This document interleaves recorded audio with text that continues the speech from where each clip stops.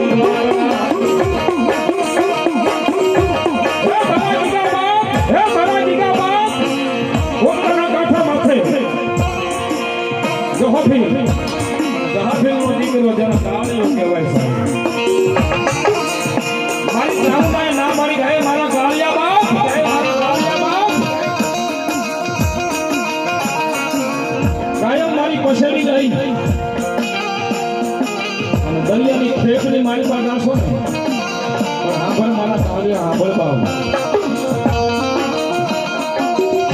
આજ ઓલા મિલાયો પેલા વાડ આવવાના છે હું કાળિયા ચાવું ના પણ ના પડું આ દરિયાની ખેકે ન જાતો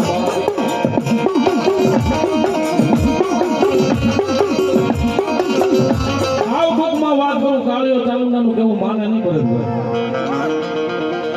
અને દરિયાની ખેકે વ્યો થાય વાતને લાંબી કરવા જાવ ને ભરતભાઈ તો મારા સવાર સુધી આમ વાત આવે બોલો પણ કાળિયાની કલાગ્રહની જેલની માલપા વ્યો જાય તેથી અમારો ભોમ જોગી કિગોર આવશે મારવાડીની ધરતી ફીંગી બીંધી અને ગામડા રખડતો પોતાના જહા ભીલ પોતાનો જજમાન હતો એ વાંઢના સમાચાર લેવા એને પૂછવા માટે અમારો ગીગો જોગી થઈ મારવાડની માલપાથી પોતાના જજમાનની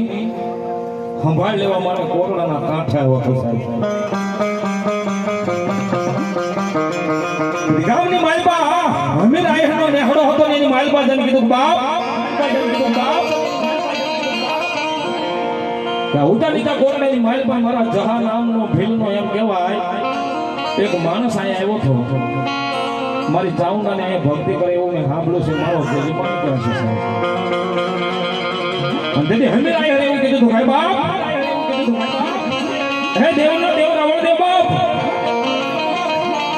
મોડા પડ્યા કે કામ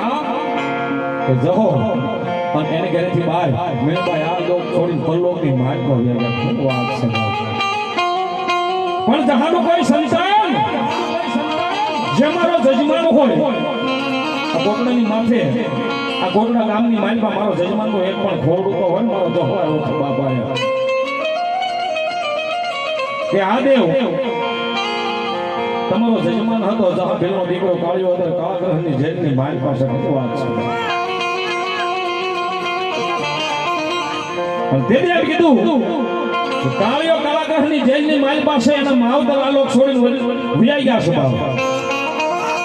પણ કોરડાના કાંઠા માથે મારી જહાફેલનું માવતર મારી ચાઉંડા બહેન એની પાસે મારા કાળિયાના વાવણ મારા રાવણ દેવને નિવાસ કાતો તો આ ચામુંડા છે આંધળી બની ગયું હર કઈ બુઢી થઈ ગઈ હોય ભરતભાઈ કાંઈ જરા બેસી ગઈ હોય કાંઈ હાલવાની હળ ન રહી હોય તો મારો કાળિયો મારો જજમાન મારી પાસે ન હોય તો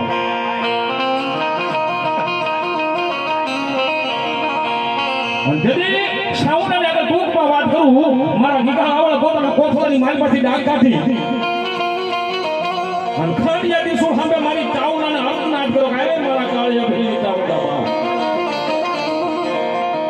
તમારી માતાજી જેથી તમને જવાબ ન દે ને તેથી 6 મહિનાનો છોકરો અને ખંભાની માથે ભગવું લુગડું હોય ભગવા બેરનું સંતાન હોય છે આ એક ટકોર છે તમને સાહેબ કે તમારો કુળનો રાવળ હોય એને આવડતું ન હોય પણ એક સંતાન તમારા કળ ભાગલાનો રાવળ હોય છે અને તમારી 72 પેટ સુધી મારી પાસે તમારું ધર્મ જાગતો ન હોય તેથી રાવણના દીકરા લાવીને ખાટલી માથે બેહાડી દે એટલું કેલો ગાયો મારા ભેખરી કુળદેવી માલકા અમે આના ઘણા સેવી અમે પરિવાર દુબળા સેવી પણ મારા ભગવા ભેખનો એક ખાલી અંતરનો નાદ પડી જાય અને હાથની પેઢીમાંથી મારી પાસે તમારી ચામુંડા તમારી જોગ માયા હોય તમારા કળ ભાગલાને દેવું હોય પણ તમને જવાબ ન દે ને તો બાપ અમારા ભગવા ભેખને આવું નકામું પડી જાય હા આનથી નાક થાય સાહેબ આ શિવે આપેલું છે જેથી જેથી અમારા ભગવા ભેખને ખાવાની તાણ પડી જાય કાયમ માટે 12 મહિનાની શીખ લઈ જતા પણ જેથી આંગણે માલ પાવે ને તેથી એમ નથી તો 500 ખોખ 1000 આપજો પણ 5 સાચું નહીં આવડતું એમ રાજી કરજો તમારી જગદંબા જોગ માયા તમારે ડબલ દીશે અને તેથી ગીતા આવે એવું કીધું બાપ એ કોણના કાંઠા માથે મારી કાળિયાના વેવાની મારી જહાફીલના એમ કહેવાય ભક્તિને આથી મારી ખાંડિયા દીસુલ વાળી ચાવડા હાથોળી બની ગયું એ કાંટો તો કાને બેરી થઈ ગઈ હોય અને કા પગે બાંગડી બની ગઈ હોય અને કા તો ગડપણ આવી ગયું ઉતર કાઈ દેખાતો ન હોય મારા કાળિયા નામનો જજમાન અત્યારે કાળા ગ્રહની જેલની માલ પાસે અને તેની ખાંડિયા દીસુલની માલ માંથી અવાજ આવતો કે મારા રાવણદેવ બાપ મારા રાવણદેવ બાપ મારા રાવણદેવ બાપ માનું જેવું દીકરા ન માને ને તેની દિશા થાય બાપ મેં ચાઉંડાએ ના પાડી આજ મધ દરિયાની ખેપે ન જાતો હું ચાઉંડા ના પાડું છું અને ગયોશન કાળાગ્રહની જેલની માલ પાસે અરે બાપ તું તો જોગણી છો એ કોક તારો પતાની માલ પાસે બીજો તારો આપની માલ પાસે તું તો જરા તને જોગણી કહેવાય તું પરા કહેવાય તું શક્તિ કહેવાય તારી શક્તિના કોઈ પામી ન હોય કે બાપ પણ તેથી રાવણદેવનો અરુણનાદ સાંભળી અને ખાંડિયા ત્રિશુળ વાળી ચાઉંડા બાપ એ કોરડાના કાંઠાની માથે જાગી જાય બાપ